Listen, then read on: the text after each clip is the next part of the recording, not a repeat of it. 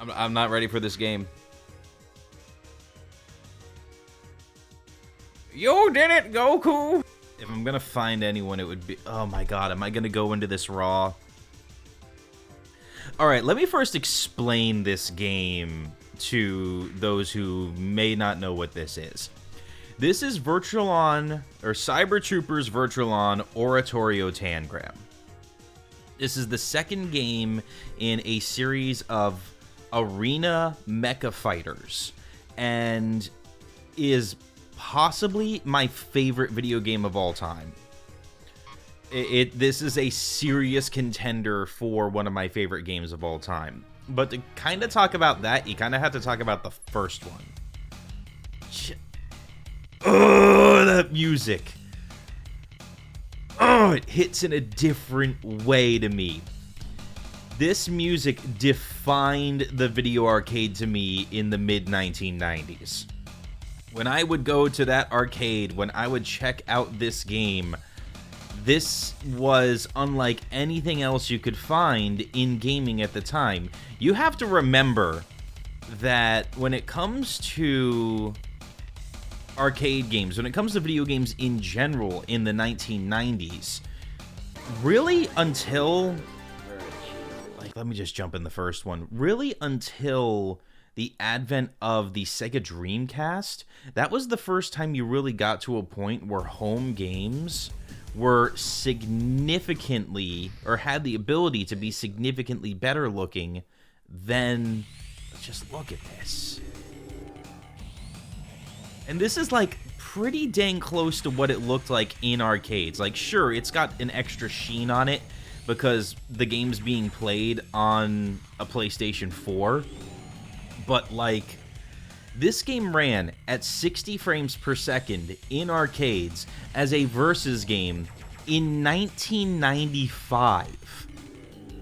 This was a 3D arena mech fighter. Nothing else was like this at the time. The only game that was like this whatsoever was a game called Cyber Sled, and then there was another one, something tech or something like T-Mech or something like that from Atari. But both of those you were basically controlling tanks. Look at the control scheme of this game. You had two arcade control sticks that you kind of used like tank controls, and that's how you jumped. Like, it was so different from anything else that had ever come out. And I mean had ever come out. And to this day, I still think it's one of the most unique arcade games that was ever released. And that's this first one I'm talking about specifically here, because the second game in the series, Virtualon Oratorio Tangram, is the one I was talking about earlier. Oh wow, it just drops you right in there, huh? This arcade game was my introduction to mecha, really, to the world of mecha. At that point in the United States, Gundam hadn't really gotten big. Gundam wouldn't get big in the United States for another... Let's get at this game hit US arcades in 1996. Gundam Wing didn't show on Toonami until 2000. Gundam Wing didn't even make it to the United States in the 1990s. It didn't make it until 2000.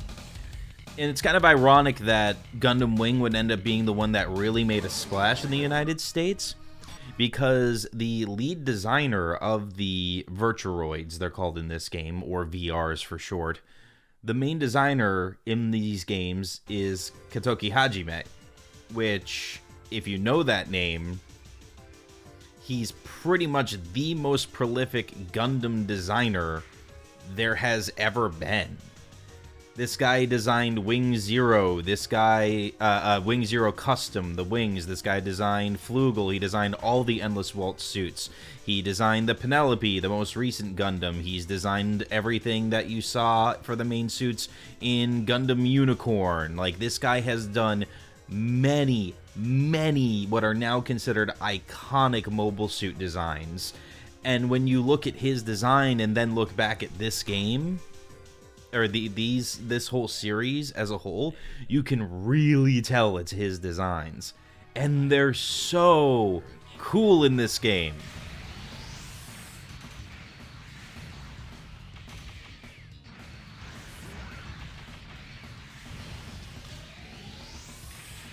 Like, that's so sick. Plus, in this version of the game, you can customize the colors of your Virtuaroids, which is awesome. But you can see that the game was designed with the same twin stick controls in mind. There were twin sticks made for the Dreamcast, for the Sega Saturn, very specifically for these two games. You can even get PS4 twin sticks now, but on eBay, they're like $1,000. They're like a meter wide. Yeah, and the controllers literally only like, I'm sure there are a few other games that like they work with, but as far as what they were designed for, they were only designed for this game, or this series in particular. Ow, I got...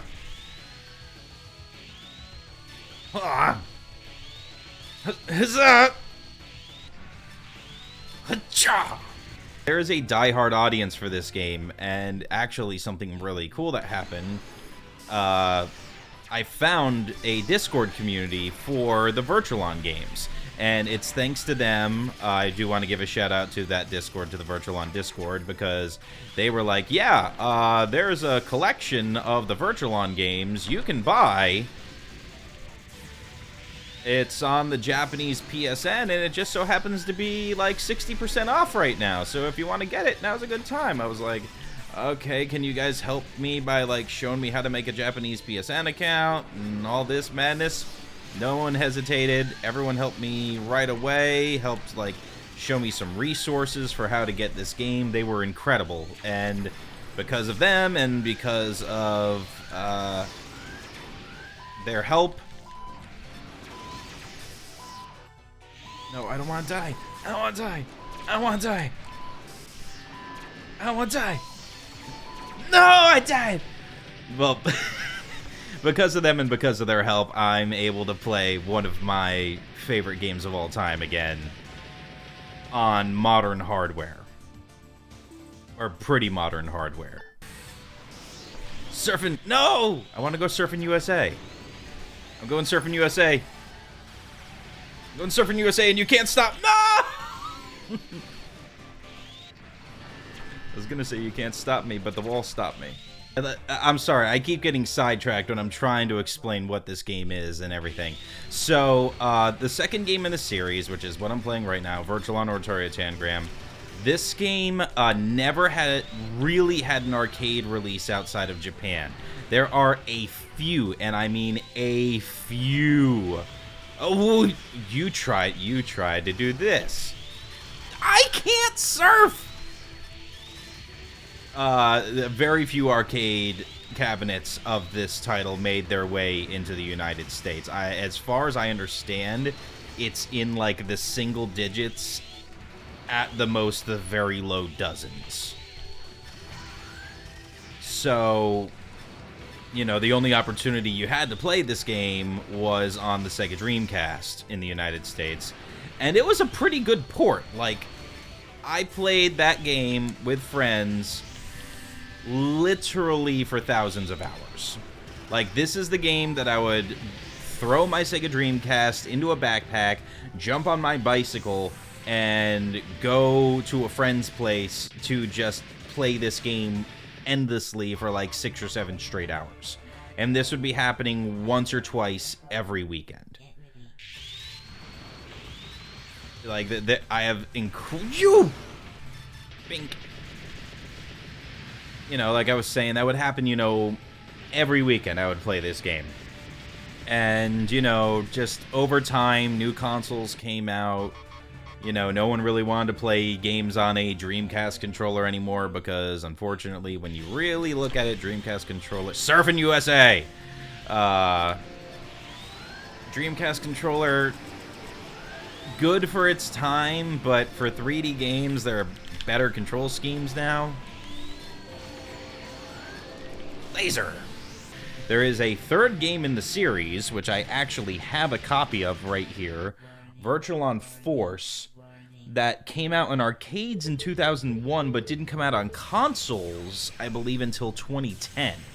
Actually, technically, that might be the fourth game in the series, because there is a PlayStation 2 game called Virtual on Mars that I did play, but was actually a story-based game and is not that good. It is not that good of a game. Oh, wow, that was close. Then Virtual on Force came out. That was a 2-on-2 mecha fighting game, significantly slower paced than this.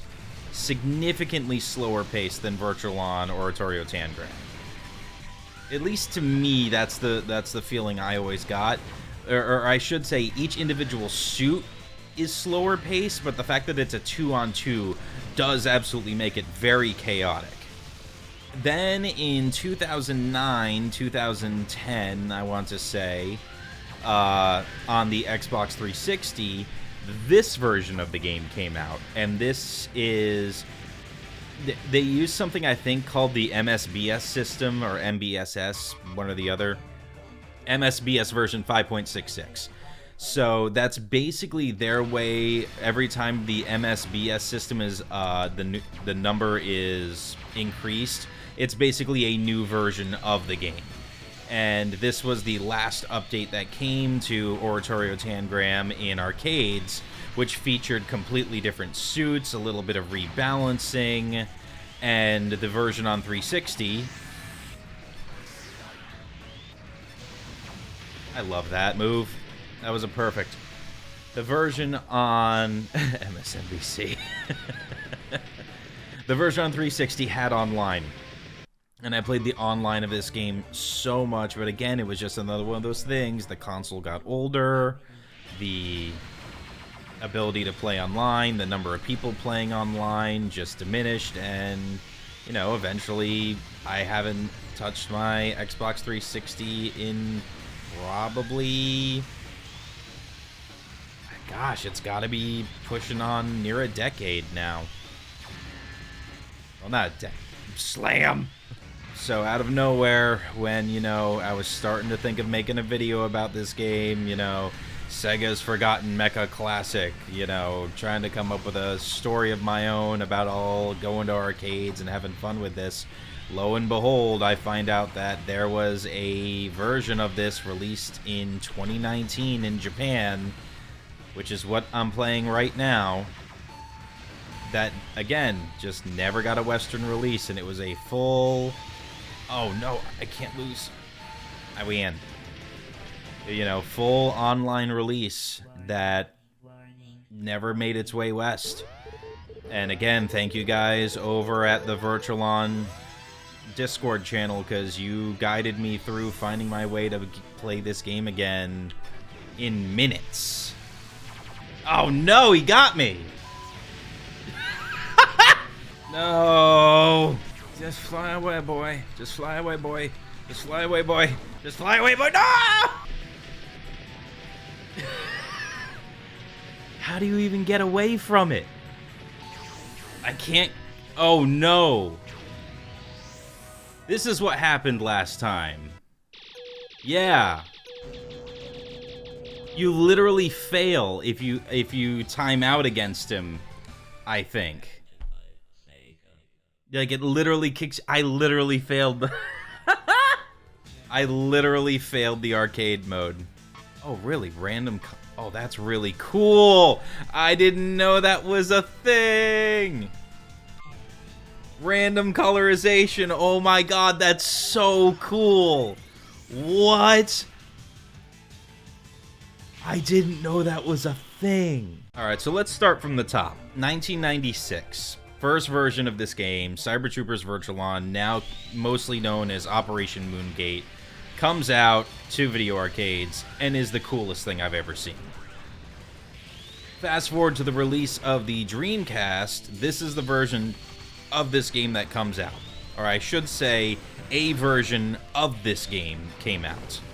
That's the one I played the most, by far. This version of the game didn't hit.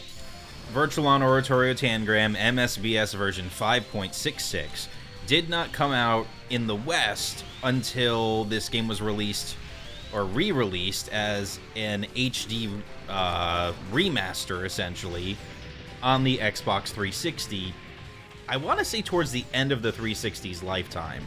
That was in around 2009 or 2010. And that was the first time I was ever able to play this game online. Surfing! Oh, he made it away. Wow. So I played the heck out of this game on Xbox 360, and wow, that was cool. Wait for it, wait for it.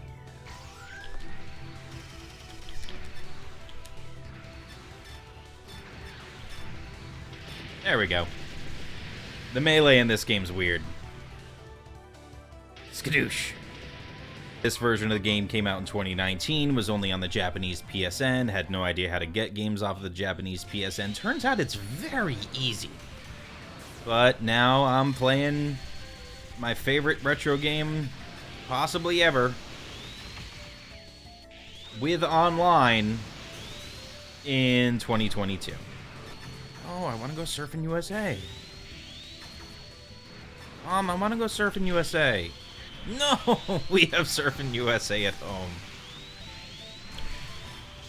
I want to go Surfing USA, Mom! Oh, God. I'm so bad at this game.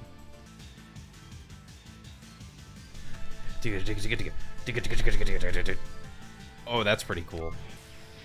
Yeah! Let's go Cypher! Holy crap! Alright, now we're back. Let's hope I don't fail this time.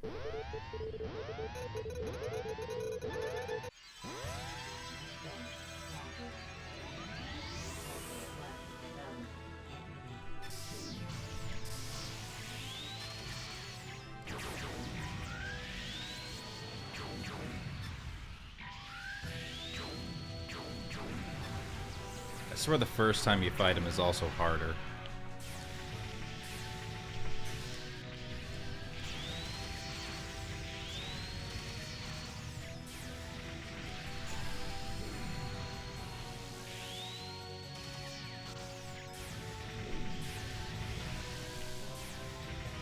Come on. This is a good start.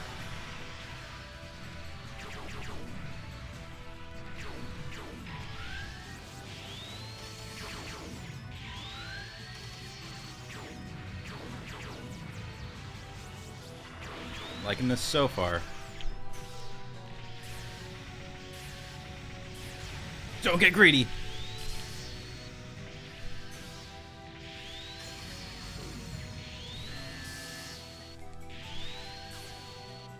Got him! First try. Let's go.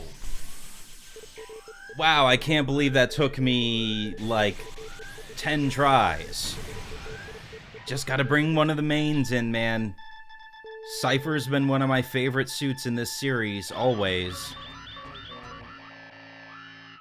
We did it.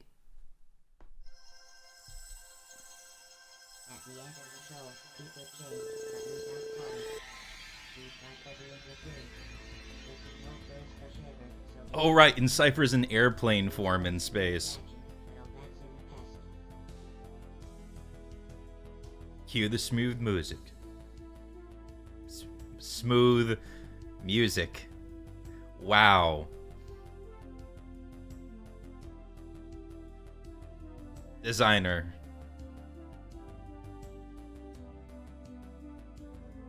Man. This is just... This series was ahead of its time.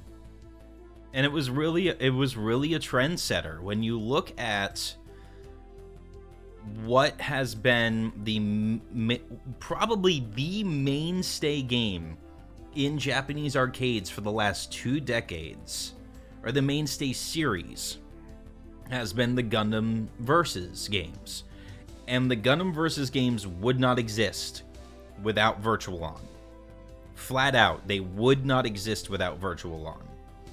This game set the template for an open arena-style, fast-paced mecha fighter, which is an extremely niche market, but this is it.